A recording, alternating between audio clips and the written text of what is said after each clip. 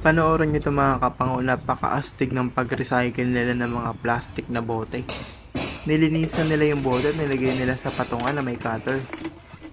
At pag may nakausli ng konting plastic ay hihilahin nila at idudugtong nila dun sa unang mga taling na ipon para ikot-ikutin.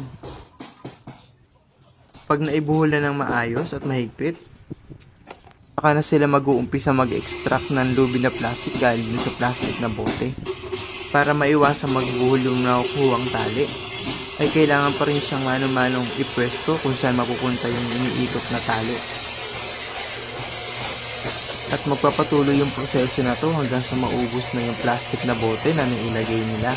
Napaka-astig ng recycling procedure na ito. Sana ay mayroon din makaisip sa Pilipinas na gumawa ng ganito para yung mga basura natin na plastic ay di napakalat-kalat at makasira pa sa kalikasan natin.